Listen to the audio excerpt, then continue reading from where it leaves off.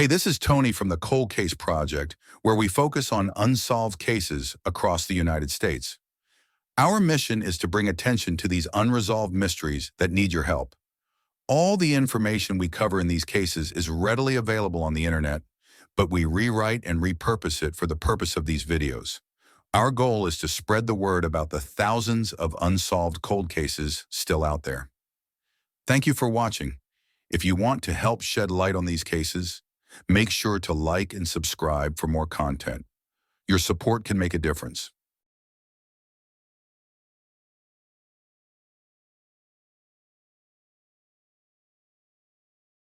The disappearance of Daniel Reeves on May 3, 2008, remains one of the most baffling missing persons cases in Indiana.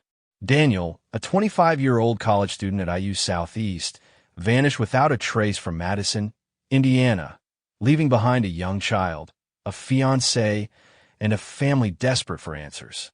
Despite extensive searches and investigations, no conclusive evidence has ever been found to explain what happened to him. Daniel had spent the evening of May 3, 2008, with his longtime girlfriend, Sarah Schaefer, at her home. The couple, who had been together for 7 years and had a 1-year-old child, were planning to marry after Daniel finished college. They spent the night watching a movie, and Sarah recalled falling asleep around 2 a.m. When she woke up, Daniel was gone, and his car was no longer in the driveway. At 4 a.m., Sarah received a text message from Daniel that simply read, "I love you." She immediately tried to call him, but he didn't answer. This text was the last communication anyone had with Daniel. His phone was never used again, and he was never seen or heard from after that night. Daniel's parents reported him missing the next day, as it was highly unusual for him to disappear without explanation. He was described as a dependable and responsible young man who was close to his family and had no history of mental health issues or personal problems that would suggest he would leave voluntarily. 10 days after his disappearance, Daniel's gold 1999 Chrysler Sebring convertible was found abandoned on Green Hills Road, approximately 6 miles from Sarah's house. The car was parked near the entrance to Clifty Falls State Park, a popular hiking and camping area. The vehicle was unlocked, and Daniel's wallet, containing money and identification, was inside. However, his keys and cell phone were missing. Neighbors reported that the car had been parked there since the night of May 3rd, the same night Daniel disappeared. Several theories have been proposed over the years, but none have provided a definitive answer to what happened to Daniel Reeves. 1. Hiking accident or injury. One theory suggests that Daniel may have gone hiking in Clifty Falls State Park and gotten lost or injured. However, this theory has several holes. Daniel was last seen wearing shorts, and the temperature that night was in the 40s, making it unlikely he would have gone hiking unprepared. Additionally, his family stated that he was an experienced hiker who knew the park well and would not have gotten lost, even in the dark. Furthermore, if he had planned to hike, he would have parked his car in the park's designated parking lot, not a half-mile away in a residential neighborhood. 2. Suicide. Another theory is that Daniel may have taken his own life. The "I love you" text message could be interpreted as a farewell. However, Daniel's family and friends have consistently stated that he showed no signs of depression or suicidal ideation. He had a young child and was planning a future with Sarah, making this theory seem unlikely to those who knew him best. Additionally, no body has ever been found, despite extensive searches of the park and surrounding areas. 3. Voluntary disappearance. Some have speculated that Daniel may have chosen to run away and start a new life. However, this theory is also difficult to reconcile with the facts.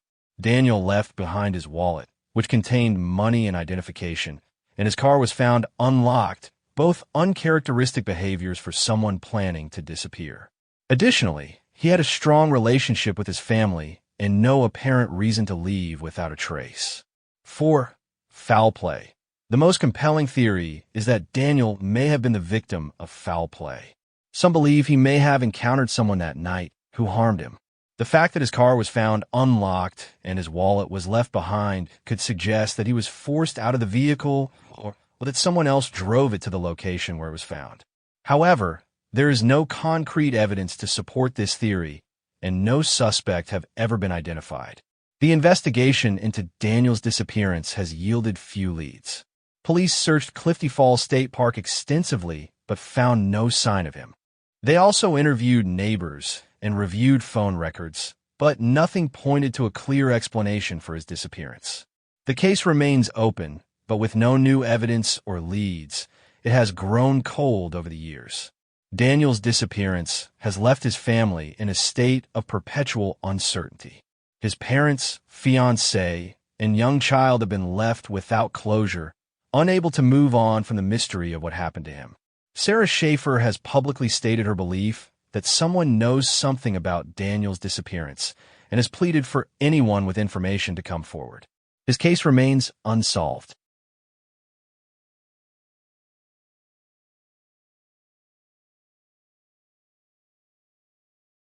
On August 6, 2022, 24-year-old Andy Wagner left her grandparents' home in the 3700 block of Stanford Drive in Evansville, Indiana.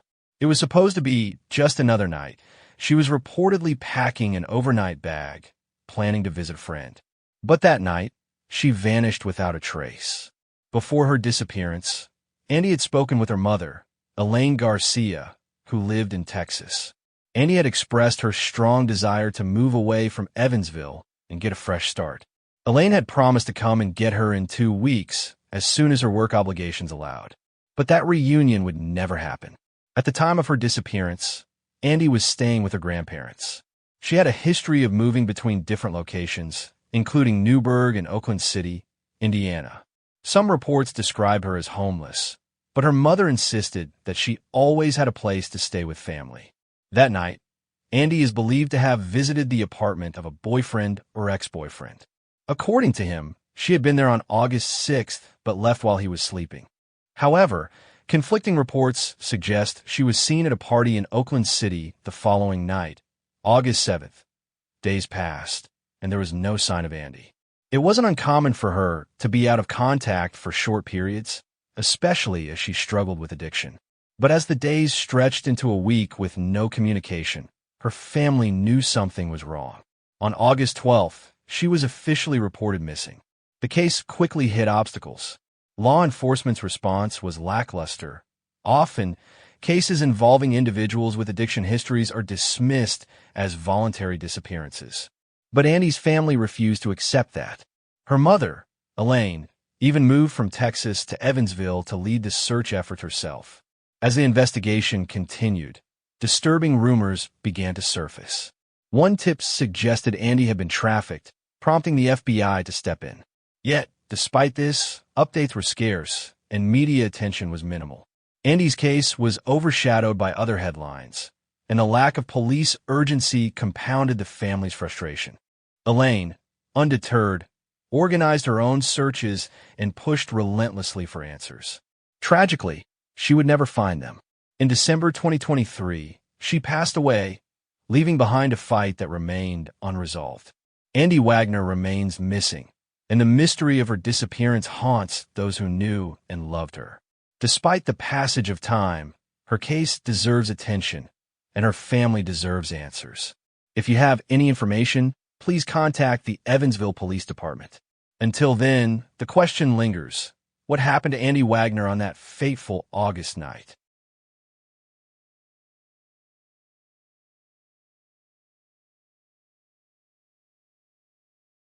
Donita Wilkerson was last seen at 8:16 a.m. on June 21st, 2020, getting into a silver 2004 Chevrolet Suburban with a sunroof and tinted windows outside a motel in Evansville, Indiana. After that, she seemingly vanished without a trace. The vehicle was tracked as it traveled west through southwest Indiana and into southern Illinois, but by 9 a.m. the next day, Donita's phone had either been turned off or its battery had died. No one heard from her again, and her family, desperate and frantic, began to piece together the unsettling events leading up to her disappearance. Donita was a mother of 6 children, the youngest being 15-year-old twins and the oldest at 22. Born on March 14, 1976, in Evansville, she was known for her infectious sense of humor and her kind heart. Despite not much being known about her early life, she was described by her loved ones as someone who could make anyone laugh. People remembered her not just for her humor, but for the warmth and generosity she carried. She wasn't just a mother to her own children, but to anyone who came into her life. Her charm and kindness were her defining characteristics. The day before her disappearance, June 20th, 2020, Donita left her brother's house, telling her children she would be back soon. But that was the last time anyone saw her.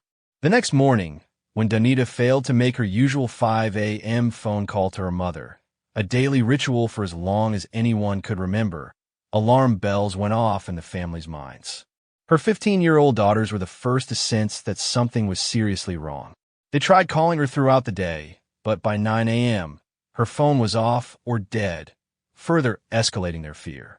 Donita's absence wasn't like her. It was out of character. She would never go a day without reaching out to her children or mother.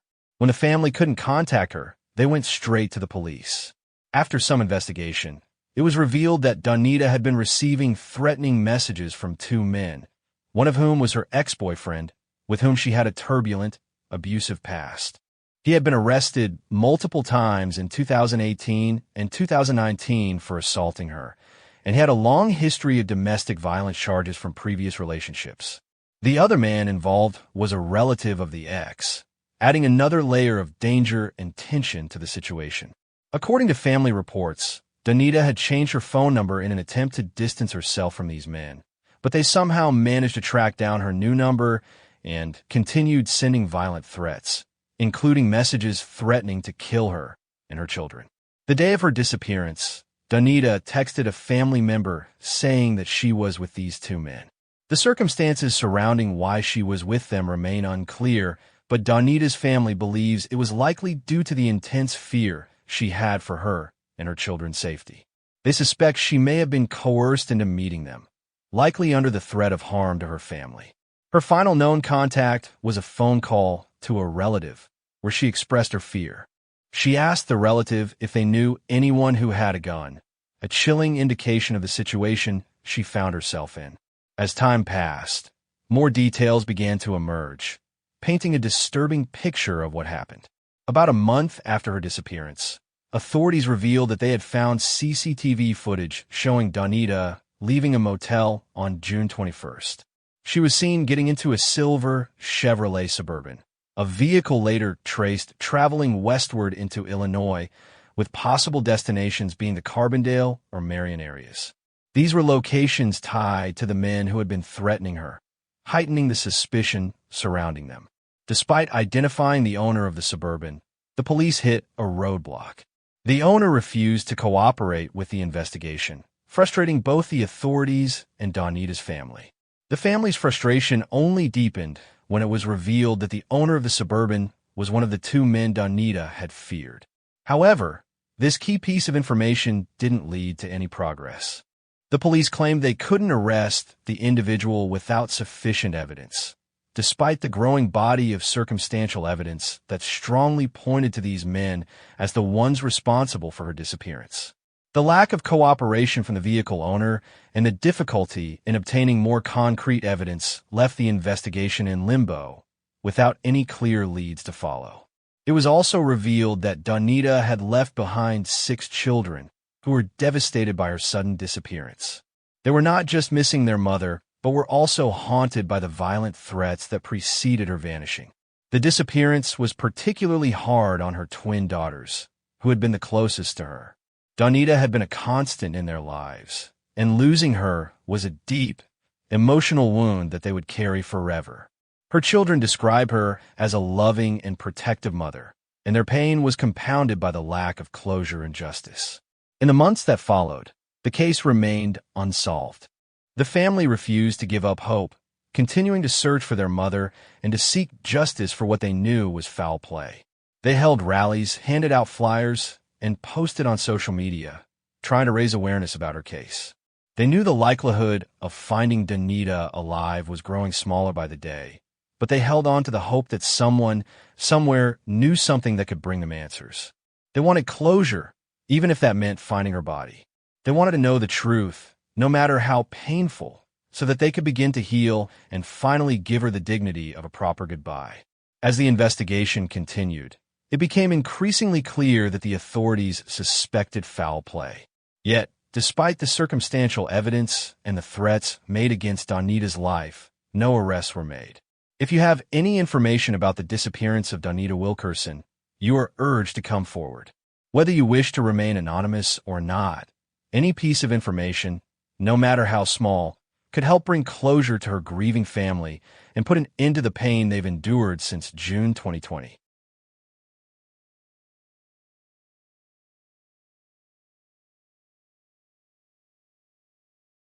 The disappearance of Sandra K. Powell, which occurred on March 11, 1987, in South Bend, Indiana, remains one of the most perplexing and heartbreaking cases in the region. Just days before her 17th birthday, Sandra vanished without a trace, and what followed was a series of mysterious events, potential connections to a violent murder, and a long journey of unanswered questions. To understand what happened to Sandra, we need to explore the details surrounding her life, the people involved, and the theories that have emerged over the years. Sandra K. Powell was a teenager living with her mother on South Cammon Street in South Bend, Indiana, in 1987. She was a student at Washington High School and was just 16 years old when she became involved in a violent criminal case that would later play a central role in the investigation of her disappearance. In 1986, Sandra had witnessed a horrific crime, the shooting of one of her friends, Wayne Mack. The shooter, Harry Lee Jones, murdered Wayne in what seemed to be a revenge killing. Jones was sentenced to 20 years in prison, but the case didn't end there. Sandra testified against Jones in 1986, providing crucial information that led to his conviction. Her testimony, however, put her in a dangerous position. According to reports, Sandra, along with other witnesses, was threatened by an unidentified individual during and after the trial. There is no clear evidence connecting these threats to Sandra's disappearance, but they suggest a potential motive for someone wanting to silence her. It's also significant that Wayne Mack, who was murdered, was connected to Jones, and that both men had familial ties to the individuals involved in the 1986 shooting. The events leading up to Sandra's disappearance were anything but ordinary. On March 11th, 1987, Sandra went out with a friend, and the two became separated. Sandra was last seen in the area, and according to her friend, Sandra had been talking to someone on the phone before she disappeared. However, her friend couldn't hear the details of the conversation. There was no indication that Sandra planned to run away, and she left behind all of her personal belongings, including money she had been saving. The next few days were marked by confusion and a lack of concrete leads. Sandra's mother, Sally McCoy, called the authorities to report Sandra missing. However, like many missing persons cases, the police initially classified Sandra's disappearance as a runaway case, telling Sally to wait 30 days before taking any further action. This delay in the investigation ultimately led to the loss of valuable evidence, including Sandra's dental records, which were never collected by the authorities. Sally didn't give up, though. She began posting missing persons flyers around South Bend, only to find that many of them were taken down shortly after being posted. This sparked suspicion in Sally's mind that someone was deliberately targeting her daughter's case. But the truth was still elusive. Sandra's case has been surrounded by numerous theories and potential explanations for her disappearance, with some far-reaching and chilling ideas being put forth. Below are some of the most discussed theories. #####1. Retaliation for testifying in the murder trial given the events surrounding the 1986 shooting of Wayne Mack and the subsequent trial. One of the first theories that surfaced was that Sandra's disappearance was a form of retaliation for her testimony. The threats made to Sandra and other witnesses after the trial could have been carried out, leading to her abduction or death. This theory suggests that someone connected to the murder trial might have silenced Sandra to prevent her from speaking out in the future. ####2. Domestic violence or homicide by her baby's father. Another theory that gained traction involves Sandra's pregnancy. Just a few days before her disappearance, Sandra's baby's father told her that he was marrying someone else, which devastated Sandra. Many believe that her emotional distress over the breakup, compounded by the stress of her pregnancy, might have led her to take her own life or prompted someone else to harm her. Studies have shown that young pregnant women are at a higher risk of homicide, especially when intimate partner violence is involved. This theory raises the possibility that Sandra's baby's father might have harmed her, especially if he was upset by the pregnancy and the prospect of raising a child with her. The combination of emotional turmoil and the potential for violence makes this scenario a chilling possibility. ######3. Abortion or complications. A third theory posits that Sandra may have sought an abortion and never returned. This idea suggests that Sandra could have gone to a clinic for the procedure, where something went wrong, resulting in complications or a botched abortion. Alternatively, she could have faced a dangerous situation related to an illegal or unsafe abortion, leading to her death or disappearance. #####4. Witness Protection Program. One more hopeful but unlikely theory is that Sandra was placed in the Witness Protection Program, commonly referred to as Whitley Security. This theory suggests that, due to the threats made against Sandra and other witnesses in the murder trial, she was secretly relocated by authorities for her protection. Under the Witness Protection Program, she would have been given a new identity and relocated to an undisclosed area to ensure her safety. However, if this theory were true, it's unlikely that Sandra would still be listed as a missing person, and it's puzzling why her family wouldn't have been informed about her relocation. ####5. Victim of serial killer Darren Van Sally McCoy, Sandra's mother, has raised a chilling possibility that Sandra might have been a victim of serial killer Darren Van. Van, who was convicted of murdering several women, often targeted individuals at random, and his killing spree spanned several states, including Indiana. Upon research, I couldn't find where Van had grown up. He was the same age as Powell at the time of her disappearance.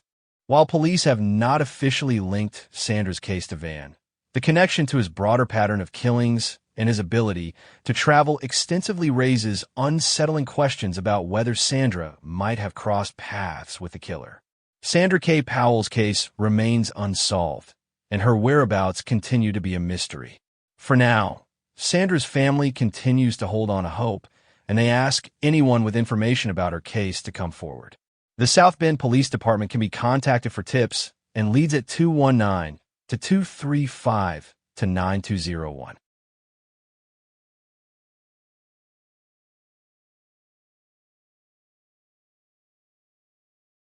The disappearance of Trisha Ritler on March 29, 1993, remains one of Indiana's most haunting unsolved mysteries. Trisha, a 19-year-old freshman psychology major at Indiana Wesleyan University in Marion, Indiana, vanished without a trace after a seemingly ordinary evening. Her case has baffled investigators, haunted her family, and left the community searching for answers for over 3 decades. Trisha had been working on a term paper in her dorm room at Bowman Hall on the evening of March 29, 1993. Around 8 p.m., she decided to take a break and walk to Marsh Supermarket, located just half a mile from campus. She purchased a soda and a magazine and left the store, intending to return to her dorm. However, she never made it back. The last confirmed sighting of Trisha was at Marsh Supermarket, where she was seen by a fellow student. After leaving the store, she seemingly vanished. Her bloodstained jeans, shirt, and shoes were later discovered in a field near Siebold Pool and Center Elementary School, located between the supermarket and the university campus. The clothing was found neatly laid out, with grass stains and blood on the jeans, suggesting a struggle had taken place. The discovery of Trisha's clothing immediately raised suspicions of foul play. Investigators believed she had been abducted while walking back to campus. Despite extensive searches of the area, no other evidence was found. The case quickly became a high-profile investigation, with law enforcement and the community desperately searching for answers. One of the most puzzling aspects of the case was the presence of 6 or 7 unidentified individuals playing basketball in a center school playground near the pool at the time of Trisha's disappearance. Despite repeated pleas from law enforcement and Trisha's family, none of these individuals ever came forward with information. Their identities and potential involvement remain a mystery. Over the years, several suspects have been considered in Trisha's disappearance, but none have been definitively linked to the crime. 1. Larry Dwayne Hall. Hall, a known serial offender, emerged as a prime suspect. He was arrested in 1994 for the abduction and murder of Jessica Roach, a 15-year-old girl whose remains were found in an Indiana cornfield. During the investigation, authorities discovered maps, ether, photos, and newspaper articles related to Trisha's case in Hall's van. Hall even confessed to Trisha's abduction and murder, but later recanted his statement. Despite his confession, no physical evidence linking him to Trisha's disappearance was found. Hall is currently serving a life sentence in a psychiatric prison in North Carolina for Roach's kidnapping. He remains a suspect in Trisha's case, but without concrete evidence, no charges have been filed. 2. Donald W. Granier. Granier was another suspect considered in Trisha's disappearance. In 1999, he was arrested for the abduction and molestation of a young girl in the Marion area. His home was searched for evidence related to Trisha's case and the 1987 disappearance of Wendy Felton, another Indiana woman. However, no evidence connecting Granier to Trisha's disappearance was found, and he has since been cleared of involvement. 3. Tony R. Searcy.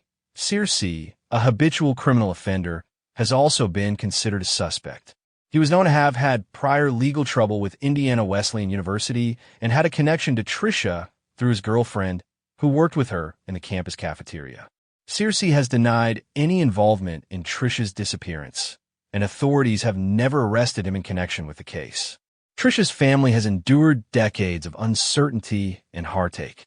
Her parents, Donna and Gary Ritler, have tirelessly sought answers, but the case has grown cold over the years. Despite the passage of time, they remain hopeful that new information will come to light and bring closure to their family. Trisha's sister, Sarah Burrows, has spoken publicly about the impact of her sister's disappearance on the family. She described Trisha as a vibrant, loving, and ambitious young woman who had a bright future ahead of her. The family continues to hold out hope that someone with information will come forward, even after 27 years. If you have any information about Trisha Ritler's disappearance, please contact the Marion Police Department or your local authorities. Someone out there may hold the key to solving this mystery and bringing peace to Trisha's loved ones.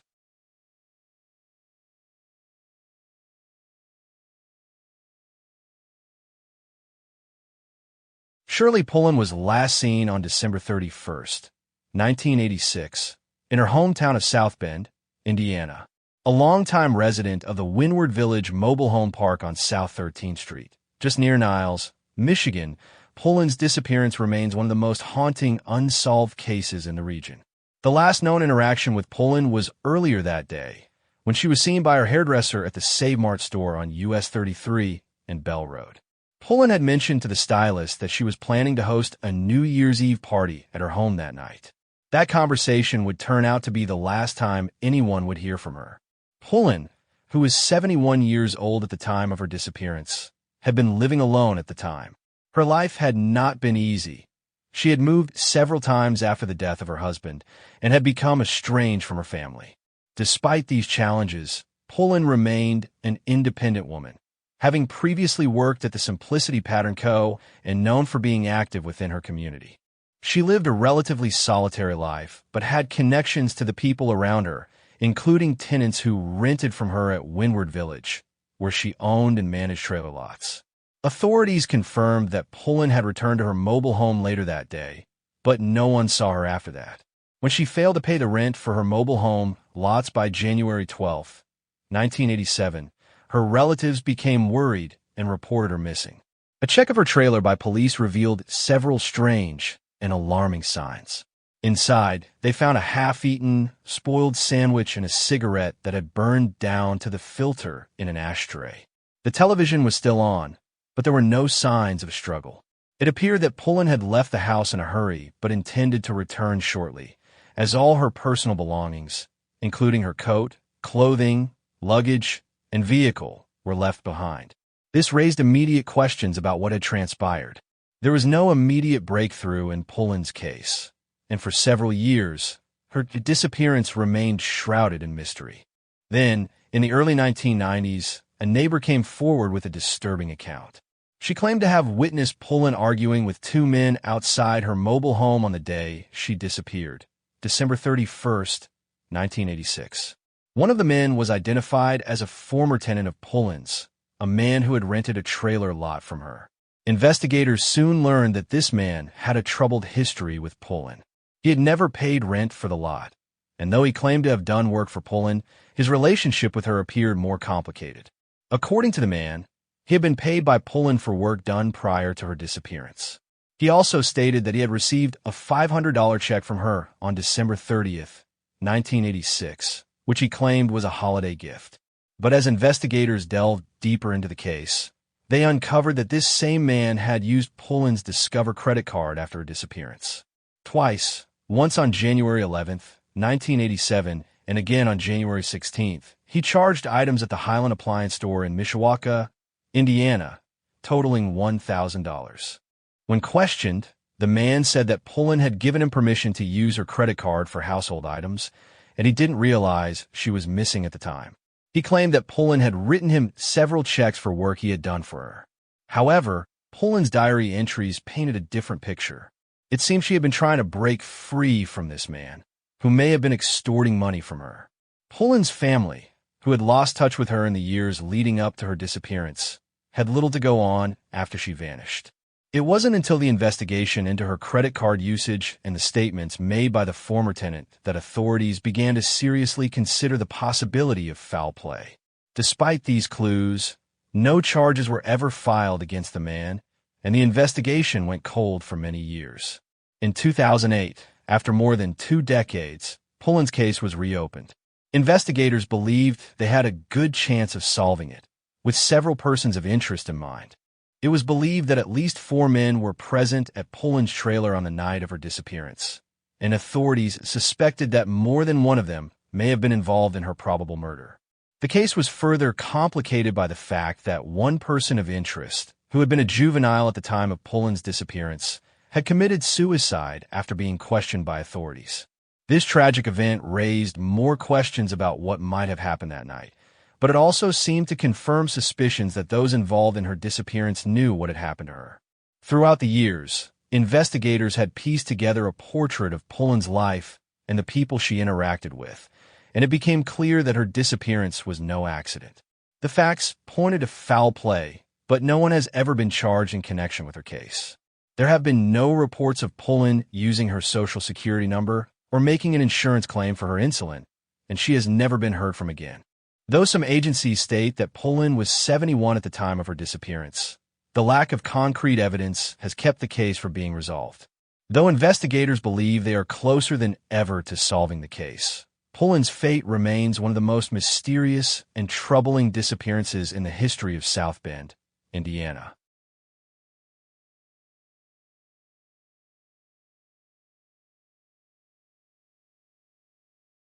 Shannon Turner, a vibrant young woman known for her outgoing personality and independent spirit, was last seen on the night of December 4th, 1997, in Indianapolis, Indiana. At the time, Turner was employed as an exotic dancer at Babe Showgirls West, a nightclub on Lafayette Road. She had just finished her shift and was seen leaving the club in the early morning hours, but she never made it home. Despite extensive searches and investigations, Turner has never been heard from again. The story of Shannon Turner's disappearance is one filled with uncertainty and intrigue. Prior to her disappearance, Turner was in a turbulent relationship with David Mays, a member of the Outlaws motorcycle gang. The two had become engaged before Thanksgiving of that year, although their relationship had already started to show signs of strain.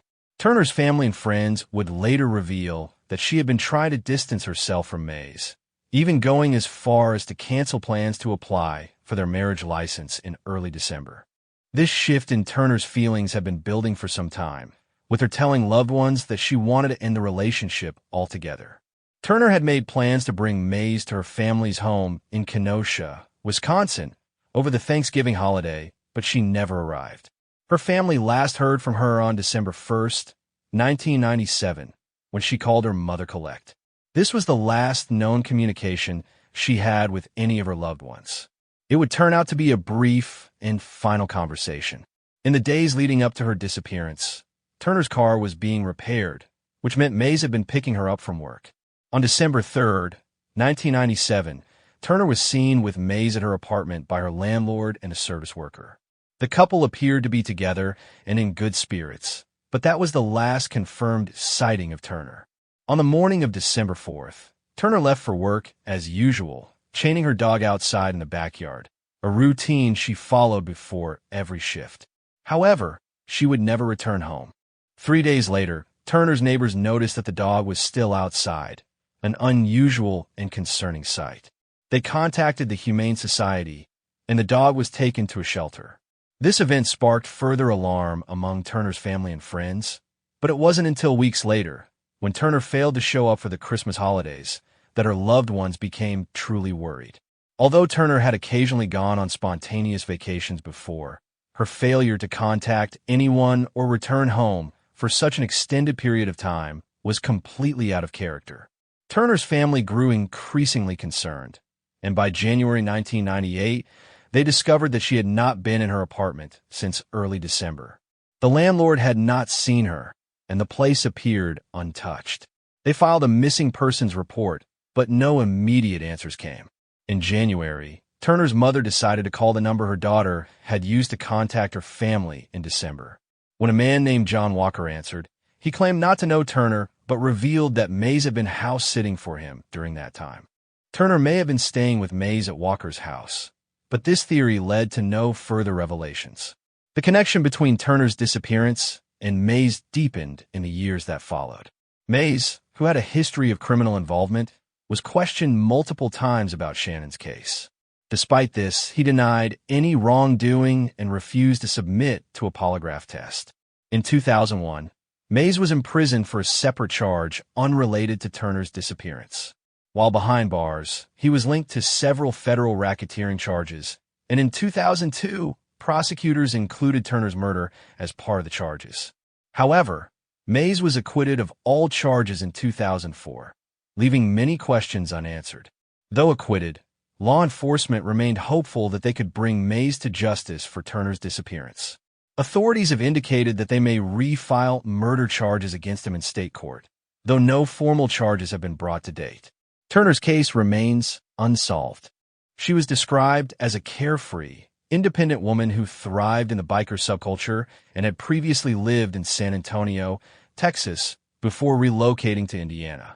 Her disappearance has left her family and friends grappling with unanswered questions and heartache, as they are left wondering what happened to her that night after she left Babe Showgirls West. Despite extensive searches in the Indianapolis area and ongoing efforts by law enforcement to locate her, Shannon Turner remains missing to this day.